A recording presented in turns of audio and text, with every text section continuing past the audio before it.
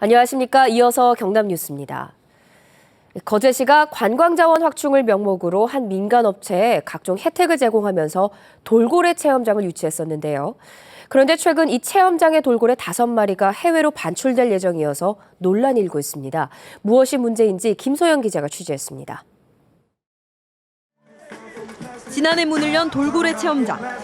한 민간업체가 거제시로부터 8천여 제곱미터 땅을 무상 제공받아 건립했습니다. 관광 활성화 차원입니다. 하지만 업체는 큰 돌고래 5마리를 터키로 반출하기로 했습니다. Korean company to expand their business to overseas, in this case Turkey, and Korean company own 35%. 환경단체들은 해당 업체가 돌고래 우회 거래의 통로로 이용된다고 주장합니다. 반출될 고래들은 돌고래를 잔인하게 포획하는 일본 다이지 지역에서 수입한 것들인데 이렇게 한국에 들어온 돌고래를 제3국이 재수입하는 방식입니다.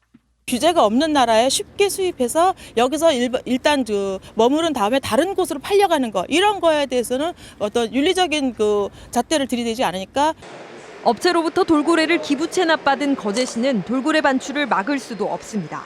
협약서상 기부 체납 대상이 운영에 필요한 최소한의 마리수로 한정됐기 때문입니다. 보면 명확하게 할 수는 없잖아요. 모든 것이 완벽할 수는 없다 아닙니까? 하다 보면 운영에 애로움을 겪으면 변경할 수도 있거든요. 그래서 우리가 하는 이야기는 이건 동물이기 때문에. 돌고래 체험장 유치로 한 해 270억 원 생산 유발과 140명 고용 창출을 기대했던 거제시. 하지만 돌고래 체험장은 연간 20억 원이 넘는 적자에 우회 거래 논란만 낳고 있습니다. KBS 뉴스 김소영입니다. 경상남도가 중소기업 육성기금과 환경보존기금 등 13개의 기금 폐지를 추진하고 있습니다. 폐지 이유로 정부 방침을 내세웠는데요. KBS 취재 결과 정부는 기금을 전면 폐지하라는 지침을 내린 적이 없었습니다. 논란이 일고 있습니다. 송현준 기자입니다. 경상남도는 기금 13개를 동시에 폐지하는 이유로 정부 방침을 들었습니다. 정부가 여러 차례 기금 정비를 권고했고 어차피 내년 말까지 법정 기금을 제외한 모든 기금을 통폐합해야 한다는 겁니다. 도민의 수혜가 많은 융자성 기금은 법정 기금은 좀 존치를 했습니다. 사장돼 있는 운용상에 약간의 문제가 있는 기금은 좀 폐지 쪽으로. 하지만 정부 관계자의 말은 경상남도의 설명과 달랐습니다. 5년마다 기금 유지 여부를 검토할 뿐 내년 말에 무조건 폐지해야 한다는 지침을 내린 적이 없다는 겁니다. 기금 통폐합하고 폐지 이런 거는 지자체 판단에 의해서 하는 거고 지자체마다 사정이 다르니까. 실제 경상남도 외에 기금 폐지를 추진하는 자치단체도 현재까진 없습니다. 경상남도는 기금을 폐지해도 일반 회계로 예산을 지원한다는 입장이지만 관련 단체는 반발하고 있습니다.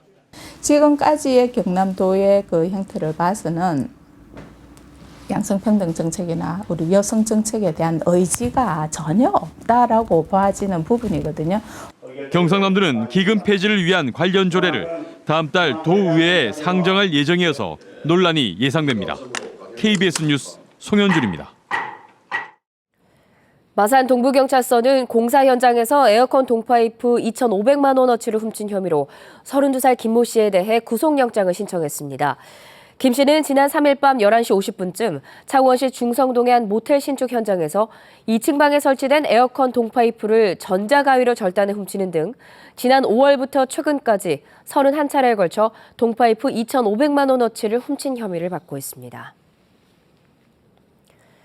창원 중부경찰서는 일명 사부장 병원을 만들어 수백억 원의 요양급여비를 챙긴 50살 박모 씨와 의사 70살 이모 씨 등 3명을 의료법 등을 위반한 혐의로 불구속 입건했습니다.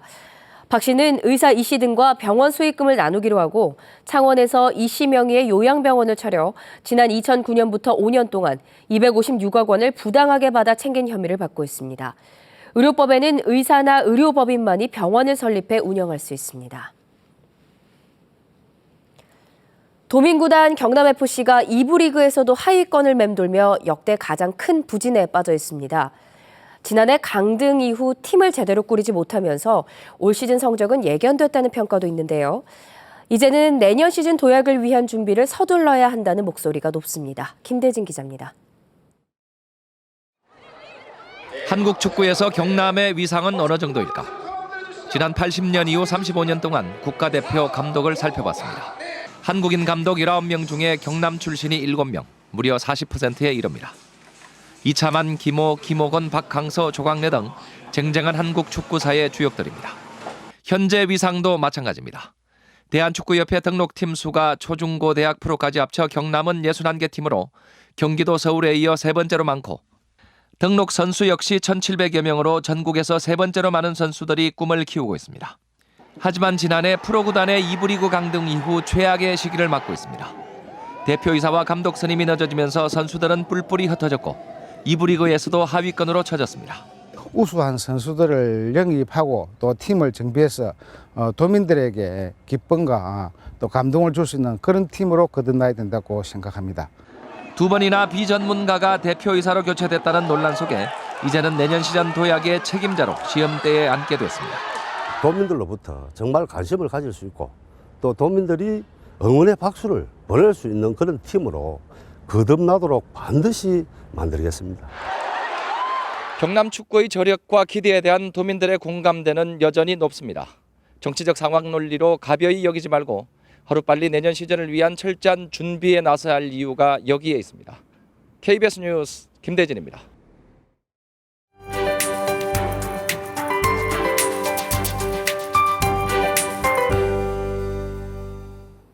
요즘 낮 동안은 포근한 날씨가 이어지고 있습니다. 오늘도 20도 안팎까지 올라 예년 기온을 웃돌겠는데요.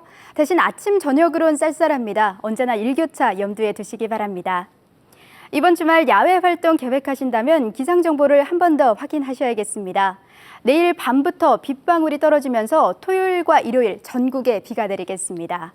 위성 영상 보시면 우리 지역은 높은 구름이 가득합니다. 여기에 짙은 안개가 끼면서 시정 상황이 좋지 않은데요. 출근길 교통안전에 주의하시기 바랍니다. 오늘 아침 김해가 11도, 창원 10도로 시작하면서 어제 같은 시각보다 조금 늦게 출발합니다. 한낮엔 20도 안팎으로 어제와 비슷하거나 조금 낮겠습니다.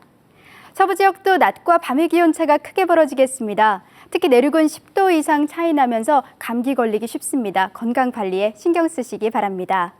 바다의 물결은 모든 해상에서 잔잔하게 일겠습니다. 이번 주말 비가 내리기 전까진 대기가 무척 건조합니다. 불이 나지 않도록 화재 예방에 신경 쓰시기 바랍니다. 기상정보였습니다. 창원 지역 주요 기업들의 시가총액을 지수화한 창원 메카지수가 올해 3분기에 1.53%포인트 소폭 상승했습니다. 현대위아가 급여 1% 나눔 운동을 통해 저소득 노인들을 위한 보행보조기 159대를 기증했습니다. 경남 창조경제혁신센터가 물산업 육성을 위한 워터 캠퍼스를 개강해 다음 달 8일까지 운영합니다. 현대로템이 오늘 시작되는 브라질 철도 전시회에 참가해 중남미 철도 시장 공략에 나섭니다. 진주 혁신도시로 이전한 한국산업기술시험원이 항공시험평가센터 유치 추진 등 미래 비전 전략을 발표했습니다. 내년 창립 50주년을 맞는 한국산업기술시험원은 어제 기자회견에서 항공부품 성능을 시험하고 인증하는 가칭 항공시험평가센터 구축 사업을 진주시와 공동 추진하겠다고 밝혔습니다. 또 1단계 사업이 끝난 거창 승강기 R&D 센터 활성화를 위해 한국형 승강기 개발 사업 등에서도 속도를 내기로 했습니다. 창원시립 마산문신미술관이 미술관 야외 전시장에 조각가 문신 선생의 동상을 건립해 오늘 17일 제막식을 엽니다. 이번에 건립된 동상은 문신탁의 20주기를 기념한 것으로 생전에 작업하는 모습을 입상으로 제작했습니다. 문신미술관은 제막식과 함께 문신 선생의 작업 모습을 담은 사진과 제작에 사용했던 조작도, 공구 유품 등을 내년 1월 24일까지 전시합니다. KBS 뉴스를 마칩니다. 고맙습니다.